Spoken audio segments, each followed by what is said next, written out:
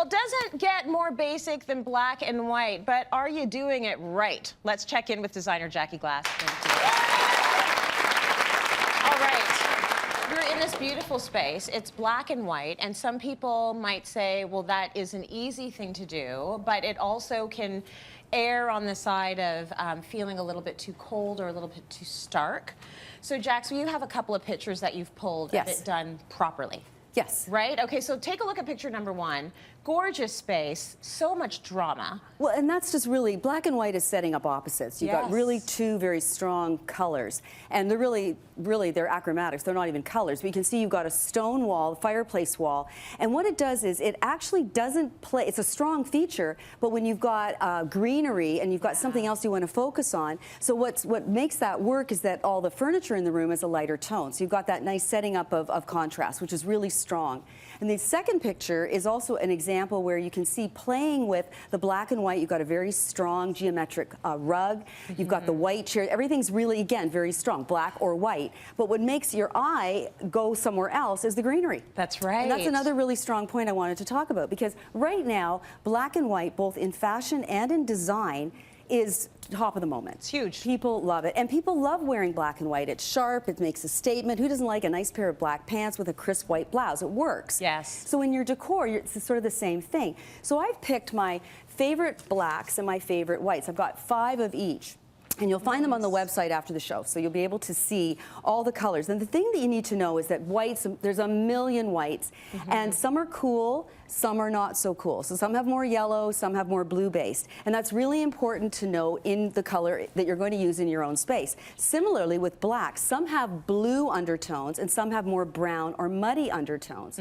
So it's really important that you find that. And the best way to do it, here's a quick design tip, is check out all colors, including black and white, during around lunchtime, because lunchtime is really kind of cool white and northern light, really, and it gives you the truest value of your color. So that, you know, and that kind of holds for any other color that you're going to do. So it's important to note that, because you don't want a blue undertone, because you will see the blue if the light's hitting in the wrong way, and sometimes you want more of a sharper or darker type of espresso. Now, when we're talking about a vignette, here I've got a white wall, and we kind of did like a flip. So you can see when you have a nice neutral light wall, it kind of makes the space look bigger. So adding stronger pieces like this great piece from IKEA is a great anchor to that white wall.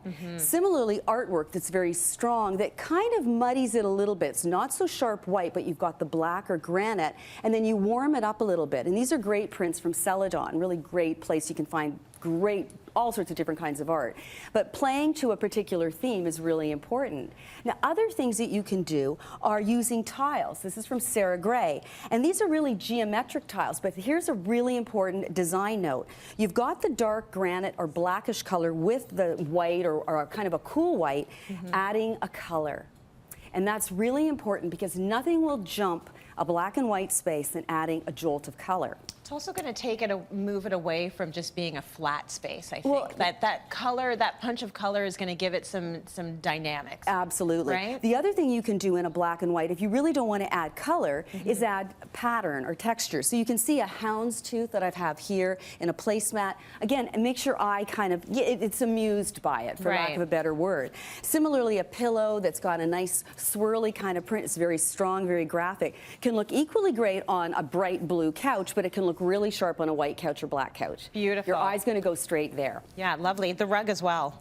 Beautiful. Yeah, I know, gorgeous. it's great. So I've got some beautiful wallpapers from Kravit, and they're right there, and they're kind of rolled up. Again, if you just want to have a focal wall, just do a nice black and white graphic. Just do one wall. Oh, these are beautiful. Beautiful plant in front of it in a small hallway. It's going to look amazing. Yeah. Again, when you're looking at pieces like this fabric, you can see that adding swirly, fun colors that really do have the footnotes of black and white, but you also have lots of color. It really punctuates it. These are lovely. And I mean, this is the sort of stuff you would say, okay, I want one beautiful accent chair upholstered in this fabric, or some cushions. It's gorgeous. And then with the black wall, again, you can still do strong art, but make sure that there's enough lighter values in it, because it's really a balancing act to make sure that the weight scale's not out of whack, because you don't have to be a designer to know when the room's not working.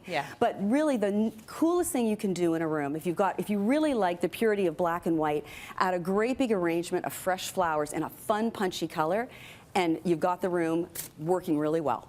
It's beautiful. That's why people do the big bowl of fruit, Yes, right? it's Like a big gorgeous. bowl of orange is really good tips there, Jack. It's just perfect. Thank you.